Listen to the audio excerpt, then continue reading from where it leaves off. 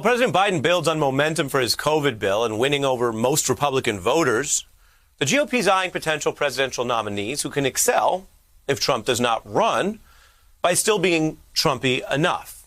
To paraphrase DeBrat, the Republican Party is so Trumpified that its rising stars are trying to get Trumpy, whether the shoe fits or not. Which brings us to a scandal hitting a Florida Republican who has been acting very Trumpy, Governor Ron DeSantis. President Trump endorsed DeSantis. We then saw him take a double-digit lead. A friend of mine who's become very, very popular, I guess that was what that big applause was, your Florida Governor Ron DeSantis. One of the most popular governors anywhere in the country. He's a champ, he's a winner. It's a governor who deserves the People's Choice Award. The governor's having a political moment in the sun. But the sun can be hot. That's the case with these new and somewhat damning allegations that DeSantis is playing politics with life and death vaccines. The Miami Herald reporting on a possible bout of special vaccine treatment for a wealthy Florida Keys enclave that's filled with Republican donors who got vaccines in January. That's even far before not only most Florida residents, but even healthcare workers. Somehow 17 DeSantis donors there got special vaccine access. It includes high rollers who gave him $5,000 each through the end of 2020. Plus evidence that a well-connected former Republican governor of Illinois forked over $250,000 to DeSantis' political committee in February. A top Florida Democrat now calling for the FBI to investigate. Critics say this looks like the worst kind of bribery with lives on the line. Any hint of politics or misconduct in handling COVID is a huge deal, as we've reported in the case of Democrat Andrew Cuomo's COVID nursing home scandal, or as the evidence may show in these questions facing a Republican, DeSantis. Now, for his part, he denies taking any action regarding this entire situation. He says he was not involved with regard to where those vaccines went, quote, in any way, shape, or form. But boy, the spotlight is on DeSantis, light as well as heat. Someone who's been touted by right-wing pundits as a rising star, and he's been, of course, mentioned as a potential presidential candidate. We're joined now by James Carville, a veteran of presidential campaigns, Bill Clinton's lead campaign strategist, and if I may, a friend of the beat. How are you, sir? Well, I'm mutual. The feeling is mutual. A friend of the beat also. I'm fine. On the DeSantis thing favoring wealthy people getting the vaccine, no one's surprised. They want the tax code to favor wealthy people.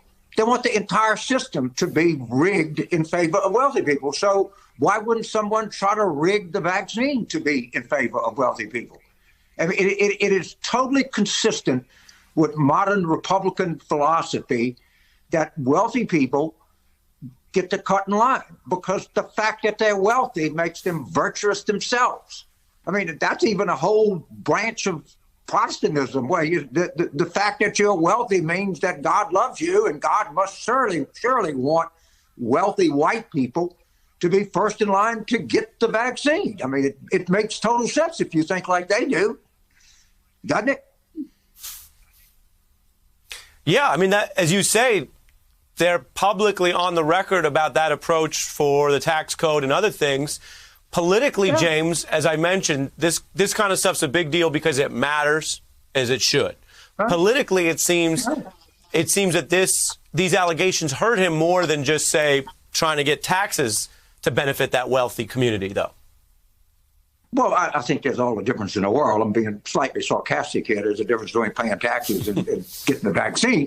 But I am not surprised that the system is rigged in Florida to favor wealthy people. I think it is a basic instinct of people like Ron DeSantis to say, well, I'm surprised he didn't say, of course I did. Everything that I do in my administration is to serve wealthy people. And, you know, you can see that in public policy time and time again. And you know, you look at all these voting rights cases. They're not trying to stop wealthy people from voting.